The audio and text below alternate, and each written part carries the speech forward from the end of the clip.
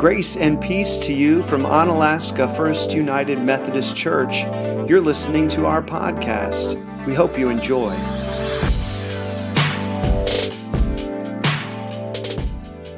It's good to be here, friends. Good to see you all. Can we talk about 2020 for a second? Can we all agree that 2020 was not a good year? It was a year we're glad to be rid of. You know, there were a lot of things that we disagreed on, or that folks disagreed on in 2020. You can name a myriad of topics, but I think we can all agree 2020 was not a good year. You know, speaking of the disagreements that we had, there was a certain catchphrase that kind of came out of 2020. Quite honestly, I'm hoping that it disappears in 2021. You know the phrase. That phrase is fake news.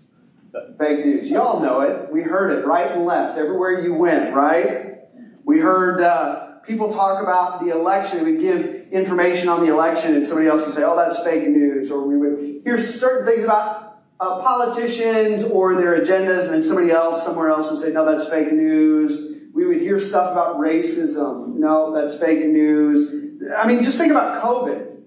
How many things did you hear about COVID when it was first unrolling? Like how it's transmitted, how you catch it, how effective are vaccines, masks. You know, it was just like all kinds of information about COVID. And whatever you heard, somebody else was saying, that's fake news. It got to the point, I don't know about you, but it got to the point where I didn't know what to trust or who I could trust. I mean, do I turn to my favorite news channel? Can I trust my favorite news channel? Can I go to my favorite social media outlet? Is that reliable? Or perhaps what my friends are posting. My friends, right? I can trust them surely. Fake news, fake news. I hope that phrase goes away. I have to tell you, though, even though fake news was something that we talked about in 2020, it's not a new thing. It wasn't invented in 2020. It's been around forever, at least since that first Easter. It's at least then, probably before, but I know then. You know how I know? Because it's in the story. It's in the story. I love how Luke tells this. Now, Judy read this for you from the Gospel of Luke. And all the gospel accounts present it slightly different. But in Luke's version, the ladies go early Sunday morning. Now, they did this because Jewish law requires that you rest on the Sabbath, which is Saturday, right? So Jesus is crucified on a Friday. They hastily put his body into a tomb. They don't get to prepare it for burial, spices and all the stuff that they would normally do to prepare a body, because the sun was setting. They have to rest on Saturday. Forced rest. So it's like you're sitting at home going, when can we take care of the body of Jesus, our Lord? So as soon as they can. First thing, as the sun is coming up on Sunday morning, the ladies go. When they get there, what do they encounter? Well, the stone is rolled away, for one. I don't know how they were going to get the stone away from the tomb, but it didn't matter because it was already gone. They meet some strange guy in dazzling clothes, or a couple of guys. And they say something like, why do you look for the living among the dead? Okay, so the rock is gone. Some guy is in there telling me Jesus isn't here. That's strange. Then they start to remember the things that Jesus said, because he did keep saying over and over to the disciples, we're going to Jerusalem. I'm going to be betrayed. I'm going to be handed over to the Gentiles. I'm going to suffer it. I'm going to die, but I'll rise again on the third day. Like he said it multiple times. So they're remembering this. This is all they've got to go on. They haven't actually seen Jesus yet. But a thought is beginning to form in their mind. And so what do? They go to find the guys. Now, where are the guys? Hiding out. The ladies went to take care of the body of Jesus. Guys are like, we're hanging out up here in whatever room they're in or whatever. And so they tell the guys everything that they've seen this morning. And how do the guys respond? Let me read to you verse 11. But these words seemed to them an idle tale. They did not believe them. Now, idle tale, I had to look this up in the Greek. It's the only time that it appears in the Bible. It's the Greek word leiros. Leiros. Only time it appears. Now, what leiros actually means, I can't really tell you in church. Okay? I'll just give you a hint. It's got two letters, a B and an S. Okay? Really. I mean, what the guys are saying here, when the ladies come back and tell them all these things, the guys are saying, fake news. Fake news. It ain't true. I don't believe it. It's fake news. It's not reliable. You're telling us some bad information. I looked up in the Mounts Greek Dictionary. We have access to several different Greek dictionaries, and they'll do their best to define a word. It's really hard whenever a word only appears once in the Bible, because you can't compare it to how other authors use it. But Mounts, I thought, was kind of interesting. Mounts says that leiros is an empty story. And I thought, that's kind of odd, an empty story. It puts a little twist on it. Of course, then I started thinking about stories. Stories themselves, because some stories, it's true, some stories are empty, and some are like really meaty, like you can sink your teeth into. You're thinking about them for days, right? So I thought of a couple of examples. When my kids were younger, they weren't like super into it, thankfully, but there was a show on TV called SpongeBob SquarePants. Y'all know what I'm talking about? That's an empty story. I watched that thing and I'm like, I don't get it. Like, I don't understand. There's no takeaway from this. There's no redeeming value. It's just like an empty story. It's like cotton candy. Like, it doesn't do anything for you. But now, another story, Star Wars. Star Wars is a meaty story. Okay? There's a lot of redeeming value in Star Wars. You don't believe me? Good versus evil. Right? You have good versus evil. You have life after death. All these old Jedi masters that die off, they're not dead. They still speak to Luke. Speaking of Luke, he's like the least likely person. He turns out to be the hero of the story. How about the fact that in Star Wars, there is a need to trust in something greater than yourself? Right? They call it the Force. But Luke is like going in for the Death Star, and Obi-Wan says, trust the Force, Luke. And he puts away his little sights on his, you've got to trust in something greater than yourself. I could go on and on and on. Star Wars is a meaty story. There's something that you can latch onto and think about and actually learn from. And so then I wondered about the Easter story like this, like SpongeBob versus Star Wars. Is the Easter story an empty story? Does it have any real power or meaning for us in 2021? Or is there something there, something that we can take away from it and learn from and grow from? We come to this place today. We're all from different backgrounds. We come from different places. And so I don't know what your faith journey is like, but no doubt there are people in this place that do not literally believe in the resurrection of Jesus on that Easter morning. But my question is, whether you can accept that or not, does the story itself speak truth? Is there something that you can depend on when it comes to the Easter story? So I was kind of going down a rabbit hole as I was preparing for this sermon, because now I'm thinking about stories. I'm thinking of SpongeBob and Star Wars and now Easter. And so I thought, well, what do other people say about Easter? What does Easter mean to other people? And so I went to the internet, because the internet is the source of all true truth. Right? Everything you read on the internet is true. I found some quotes from various people, different walks of life, just to see what they had to say about Easter. I thought it was interesting. Reba McEntire, country music artist, she says, Easter is very important to me. It's a second chance. And so I realized, okay, so for Reba McEntire, I don't know what she believes about like Jesus coming back from the dead, but the Easter story has given her this life lesson that there is such thing as second chances in life. Easter has taught her that lesson. Gospel musicians Bill and Gloria Gaither, we're going to sing what they said in just a bit. They said, because he lives, I can face tomorrow.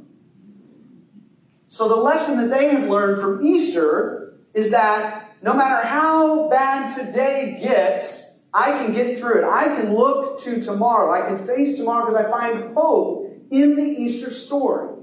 That's a lesson that they have taken from it and walked away with. Author Kate McGann, she says, the very first Easter taught us that love never dies. So I don't know what she's singing in the Easter story, but whatever it is, she's walking away with this idea that love is going to win in the end. Love is going to win in the end. I can get on board with that. I think that's true. I agree with Kate McGann. So I think that the Easter story maybe has some weight to it. My favorite quote that I came across was from a theologian named Frederick Buechner. This is what Frederick Buechner says. Resurrection means the worst thing is never the last thing. Wow. That's good. That's meaty. You can sink your teeth in that. The worst thing is never the last thing. I mean, now, probably, you're sitting here thinking about the worst thing that's ever happened to you in life. Or the worst thing that could happen, that you wonder if that would happen. Your greatest fear. And you're wondering, is there something beyond that? If Frederick's right. You see, if this story is dependable, if this story is reliable, if indeed God is speaking to us through the story, even if you and I have never actually seen somebody come back from the dead, it means, however, we can trust in the implications of this day. We can trust in the Easter story the same way that Christians for thousands of years have trusted in it and have found hope for tomorrow, hope to get through the worst thing, knowing that it's not the last thing, knowing that love wins in the end. You see, faith. We've kind of hijacked the word faith to some degree. Faith doesn't mean somehow getting your brain to believe something that is probably impossible. Like, I believe in ghosts or I believe in Bigfoot. I'm just going to scrunch up my... I believe in it. Okay, I believe in ghosts. I believe in UFOs. That's not faith. That's not the faith of the Bible. When the Bible talks about faith, faith is the choice to trust in the implications of these meaty stories as you journey through life. That's what faith is. There was a Gallup poll that came out this week that's kind of shocking everybody. All my pastor friends are passing it around.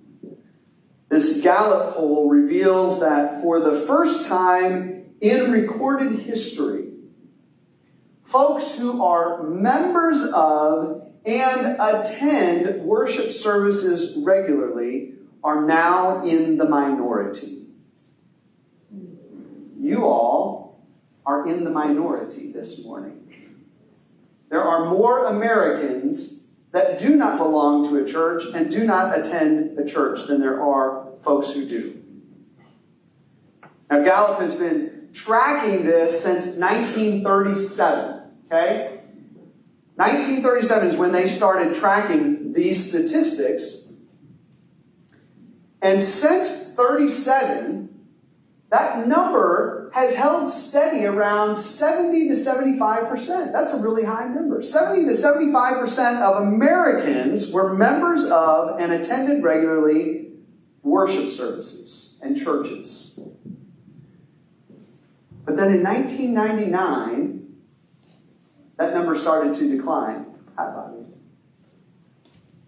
In 1999, that number broke away. It hung out at 70 to 75% all that time and then started to decline. By 2019, it was down to 50%. Well, last year was a tough year. We've all agreed on that. COVID, tough election, racial unrest, all kinds of things. 2020 passes us up. Now that number's down to 47%. It's not going the other way. It's going away from the 70 to 75. That's the trend. It seems like perhaps people, not everybody who fits this category of not attending, but a lot of people just aren't interested in faith in church like they used to be. It seems to me that the Christian story, for some folks, seems like an empty story. A fluff, cotton candy. Nothing worth checking it out. No reason to go to church. My life isn't any different. Now, for people like Judy and I, who have spent a great deal of time going to school, writing papers, putting in our sweat and our blood and our tears, learning how to lead churches, folks that their livelihood depends on a congregation which is giving money, quite honestly. For people like that, well, that's a pretty scary thing. That's why all my pastor friends are sharing it. It's a pretty scary thing this morning. It seems like we as pastors are kind of facing death in the eye. Like maybe we're heading to Calvert, getting ready to be nailed to a cross. I mean, honestly, if the numbers don't change, if something doesn't change, another 20 years, well, I may not have a congregation to pastor. Maybe more pastors than congregations as the numbers grow smaller and smaller. But I got to tell you something. I truly believe that the Easter story has some weight to it. I think that it's meaty. I think there's something there. And so as I read that Gallup poll, my thought was, my takeaway from Easter is this. If I become irrelevant in 20 years, if my education, if my preaching abilities, whatever, becomes irrelevant because people just don't value it anymore, well, because of Easter, I think something will come out of that. I don't know what that looks like. But Easter tells us that God brings new life from death. That new life springs out of tombstones. Like a phoenix rising up out of the ashes. Like this is what God does. And resurrection is kind of built into the biblical story throughout. God does this over and over and over. I trust that. And so, yeah, it's scary. But I trust God. Some of you might be thinking, but Pastor, like for real, come on. Like, don't you wrestle with the idea of some Nazarene, like waking up after 3 days, like clearly dead and walking out of the grave? Yeah. I do struggle with that. I do wrestle with that. I wrestle with that every single day. But see, I've come to believe that I don't think God is asking you and I to have it all figured out. In fact, I think mystery is important. I think that if we as church leaders tell people you have to believe in ghosts and Bigfoot and UFOs, and people go, I just can't. Well, then the church probably will die. We've got to talk about mystery. We have to talk about the fact that God might actually be asking us to trust in the implications of the stories as we face life. What are those worst things that you were thinking of a second ago? Job loss? Divorce? How about a terminal illness? You get the call from the doctor, it's not good, you've got 6 months. How about changing times and changing culture? The world just doesn't look like what I remember it looking like, what I grew up with. What about irrelevance? Whatever it is, whatever that worst thing is for you, how could the story of Easter help you look at that with a different lens? Help you to face tomorrow, like the Gaithers say. To lean on love. To dare to hope that maybe the worst thing is never the last thing.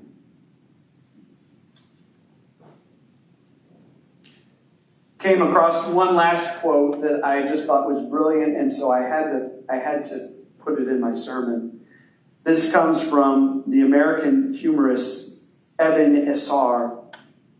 He said, "Easter is the only time it is safe to put all your eggs in one basket." Gosh, that's brilliant. That is brilliant. You see, we have a choice where we put our eggs. We really do. As we go through life, we face those scary things, those worst things.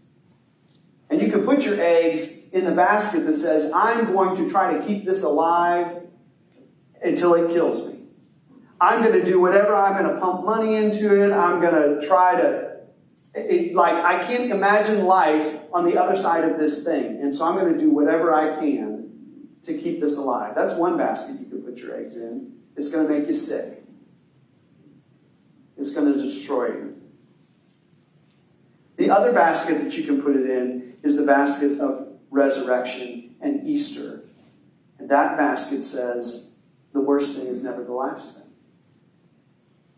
So if it's time for something to go, we'll let it go. And it's easier said than done because death is always painful. Letting something you are comfortable with, something you love, letting that go is never, ever easy. Let me tell you something. Jesus felt every single moment on that cross. Death is painful. And it doesn't mean that mourning isn't real and that God expects us to stoically pull it together. We mourn.